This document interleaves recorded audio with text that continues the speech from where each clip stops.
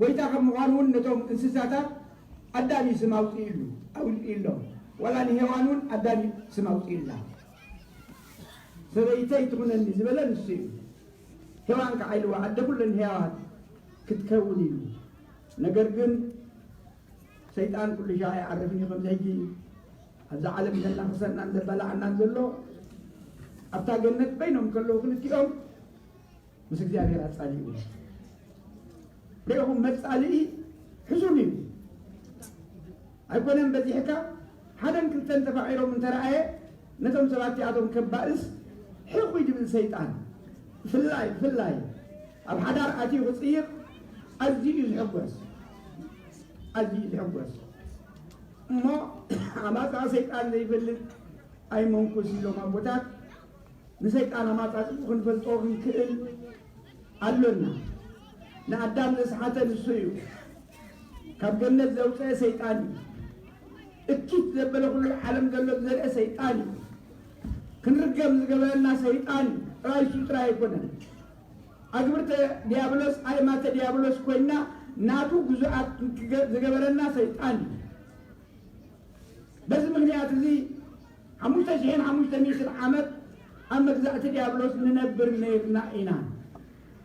ክርስቶስ ግን ስለ ዘፍቀረና ክንጠፍእ ብኡ ጌርና ክንዓርብ ኣይደለየና እኳዳ ኣፍቀረና ከመይ ሓደ ወዱ ልኢኹ ስጋና ተዋሂዱ ኣብ መስቀል ውዒሉ ከድሕነና ልኢኹልና እምበዓር ዝመድሕና ዝኾነ ክርስቶስ ስጉኡ ቆሪሱ ደሞ ኣፍሲሱ ይሂቡና ከምዚ ሕጂ ዞም ደቅና ክብሎ ፀንሑ በደሙ ክቡር ቤዘወነ ኣኮ በወርቂ ሃላፊ ዘተሳየጠነ ብክቡር ደሙ እዩ በጃ ኮይንና ብሓላፍን ጠፋእን ወርቂ ኮነን ገዚእና ብክቡር ደም ክርስቶስ ተዓደግና ክርስቲያን ክቡራን ኢና ክብረትና ግን ንሕልዎ ደለና ክብረትና ግን ንፈልጦ ደለና ሃብትና ግን ንፈልጦ ዘለና ስለዚ ክቡራት ገይሩ ይፈጢሩና እሞ ክርስቶስ መድኃኒና ንሞቱ ብሞት ቀቲሉልና ብትንሣኤው ከዓ ትንሣኤ ኣበሲሩና እንታይ ማለት እዩ ዘን ክልተ ነጥብ እዚአ ብሞቱ ንሞት ቀቲሉልና ምክንያቱ ባዕልና ብትምኒትና ዘምፃናዮ ሞት እዩ ክልተ ሞት እዩ ኣዳም ተፈሪድዎ ሞት ስጋን ሞት ነፍስን እሞ ነቲ ሞት ስጋ እሱ እውን ጥዒምዎ ሞይቱ እታ ሞት ነፍሲ ግን ኣጥፊኢልና ባዕልና እንተዘየጥሪናያ ኣጥፊኢልና እታ ሞት ነፍሲ ምክንያቱ ብትንሣኤው ከዓ ትንሣኤ ከም ዘለና ኣበሲሩና እዩ ኣብዚ ጸሎት አንታዊ ጸሎት ሃይማኖት ንድገሞ ዝበልኩ መወዳእቱ እንታይ ኣሎ ናይ ትንሣኤ ሙታን ተስፋ ንገብር ንሕና ሞትና ንተርፍ ኣይኮንና ትንሣኤ ሙታን ኣሎና ዮሃንስ ሐዋርያ ኣብ ወንጌሉ እንታይ ኢሉ እቶም ሙታት ቃል ኣምላኽ ዝሰምዕሉ ሰዓት ክመጽእ እዩ ኢሉ እቶም ጽቡቕ ዝገበሩ ኣብ ናይ ዘለኣለም ህይወት እቶም ሕማቕ ዝገበሩ ከዓ ኣብ ናይ ዘለኣለም ኩነኔ ክነብሩ እዮም ኢሉ ኣሎ ሕጂ ባዕልና ክንኩነን እንተዘይኮይኑ ክርስቶስ ናፃ ገይሩና እዩ ሓጢኣት እንተገይርና እውን ተነሲሕና ስጉ በሊዕና ደሙ ሰቲና ፍጹማን ክርስቲያን ክንከውን ገይሩና እዩ ንሕና ግን ግዜና ገና እዩ ዘሎ እንዳልና ከምዚ ባዕልና ቆፂርና ነቐምጦ ነቲ ግዜና ገና ኢና ዘለና ይብፅዕና እዮም ኣብ ንመቃርዮ ድልዋ ዝረባና ሓንቲ ሰበይቲስ ቆልዓ ከተቐብል መፅያ ዳሓርቲ ቆልዓ በግዩ ከምዚ ዞም ቆልዓ ደስ ዝገብሩ ሓቂ እዩ ንባዕሉ ዘይተቐበልክዮ ከመይ ገይሩ ቅበሎ ንሱ እንታይ ከም ምዃኑ ፈሊጡ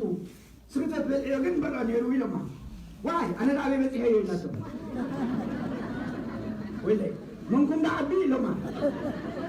ምዕባይ ስባህ ንዓቢ እሞ እንታይ ደኣ ስለዚ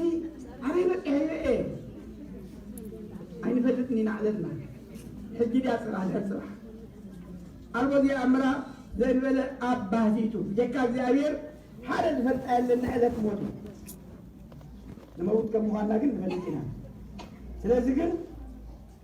ንንስሓ ዝኸውን ፍረ ግበሩ እዩ ዝብለና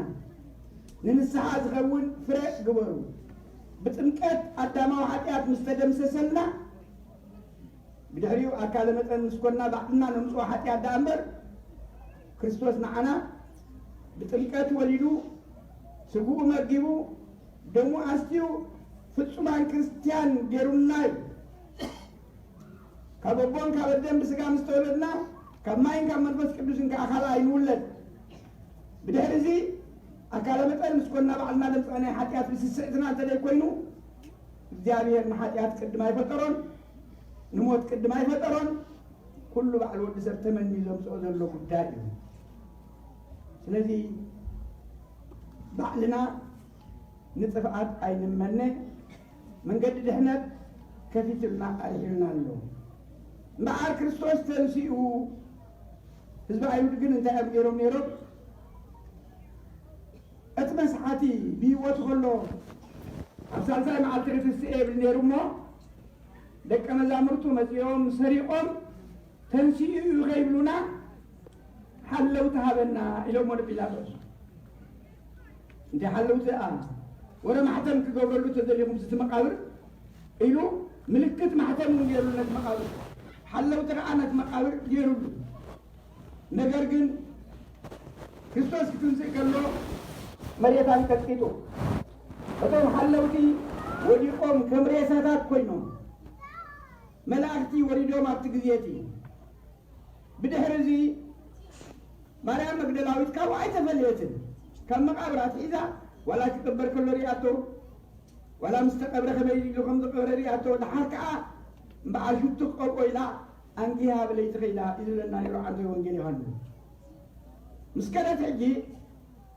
ثم قالوا تخفيت فنيوا حجي ملأخ مسيو لا سئل الله ملأخ مسيو من تدري اللخي إلوها قلتاي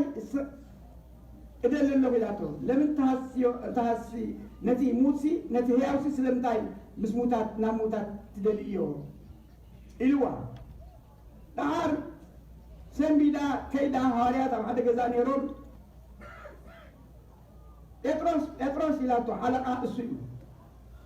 كم باتريك مالتي يوم كانت باباسات يوم ثم سبعة كرتنا أردتي كهنات يوم دار قويتاي سجاي قويتاي اللون إلاتو نبي إتروس هجي إتروسن يوحنسن قويهم كيدون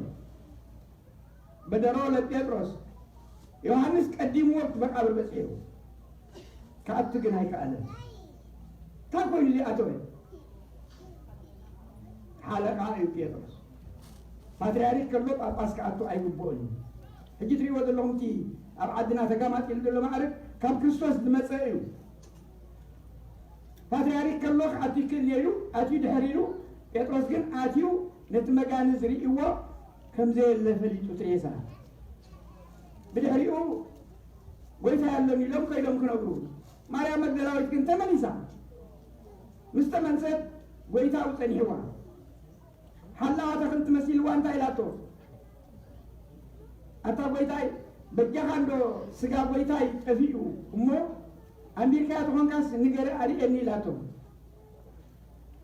نمن داينة هي أو زبوطات دليل ما يلوى سلطة ما تقبلها دعار قلت مسألة على لياتو ربوني لاتو ممهر مالتي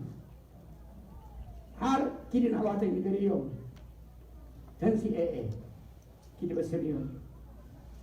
أنست أنكرا تنسى ايه هو نقرا رأيهم كساع كندزي سلطان اللو انتنا نستي سلمن داي